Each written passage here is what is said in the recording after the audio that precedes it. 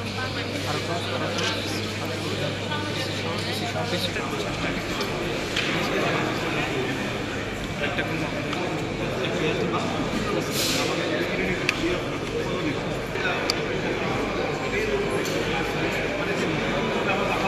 us give them a big hand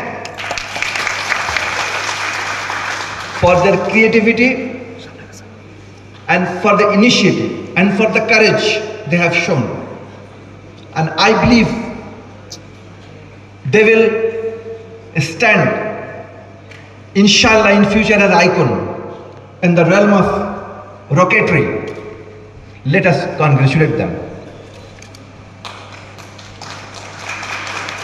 উপস্থিত আছেন জেলা প্রশাসক মহোদয়, প্রশাসনের কর্মকর্তাবৃন্দ, সাংবাদিক, শিক্ষাবিদ এবং উপস্থিত শিক্ষার্থীবৃন্দ।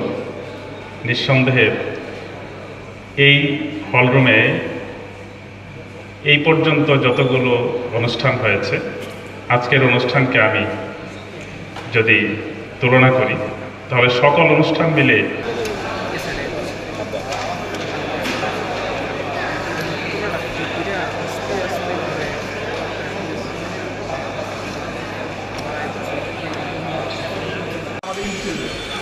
আমাদের ইন্ডাস্ট্রি আমাদের একটা হবে আর বাকি 25+ ইউনিভার্সিটি যুক্ত আছে, বুয়েট রুয়েট সব অল সহকারে। এবং সবচেয়ে মজার বিষয়, আমাদের টিমের মধ্যে প্রায় 30%-এর উপরে যারা বিদেশি, মানে বাংলাদেশ থেকে না, বিদেশ থেকে আর কি। এবং তারা কেউ ইউএসএ আছে, কেউ আপনাদের হলো আপনার চীনে আছে। এবং আমাদের যে লিকুইড রকেট ইঞ্জিন, সেটা আমরা ম্যানুফ্যাকচারিং বা চীন থেকে করা আর কি, সম্পূর্ণ আর কি। আমাদের চীনের টিমের কাজ করা। এবং এছাড়া আমাদের রাশিয়ান টিম আছে, আমাদের ইউরোপিয়ান ইউনিয়নের টিম আছে। এখন আপনারা জানেন যে এই ধরনের টেকনোলজি কিন্তু আসলে একটা দেশের ইঞ্জিনিয়ার হিসেবে ডেভেলপ করতে অনেক টাকা দরকার আছে। এখন আপনারা বলতে পারেন যে আমরা কেমনে করবো। আমরা হলো বিভিন্ন ইউনিভার্সিটি যারা আছে, সেই ইউনিভার্সিটি ল্যাব ফ্যাসিলিটিস আছে, তাদের যে প্রফেসর আছে, আমাদের টিমের সাথে প্রায় 10+ প্রফেসর আছে।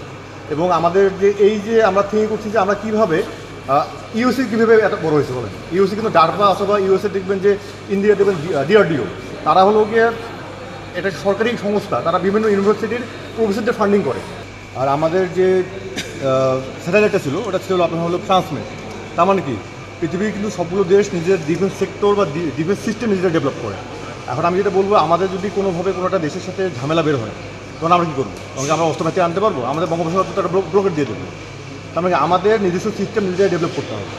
তা এটার মাধ্যমে আমরা করতে যাচ্ছি যে আমাদের বিদ্যুৎ রকেটটা হলো বাংলাদেশের গেটওয়ে। এটা হলো আমাদের মেইন রকেট না, মেইন রকেট হলো নজরুল, যেটা আমাদের হলো 510 কেজি পেলোড নিয়ে স্পেসে যেতে পারবে। আপনাদের প্রস্তুতি 2026 সাল বলেছেন, কতটা আশাবাদী? কি প্রতিবন্ধকতা আছে? আমরা চাচ্ছি যে বাংলাদেশ থেকে যাতে লঞ্চ করতে পারি, আমাদের জন্য লঞ্চিং করার জন্য আমাদের ভূমি দরকার, বা আমাদের গ্রাউন্ড স্টেশন সেট আপের জন্য আমাদের জমি দরকার। এই ক্ষেত্রে আমাদের সরকারের সহযোগিতা লাগবে, যে আমাদেরকে অবশ্যই কোস্টাল এরিয়া যেটা আছে, সেখানে আমাদের যাতে হলো ল্যান্ড দেওয়া হয়, যেখান থেকে আমরা রকেটের লঞ্চ করতে পারবো।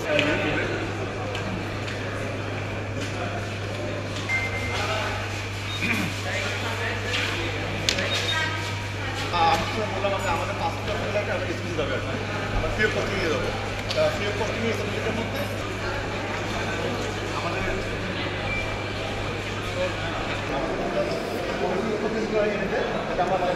আমরা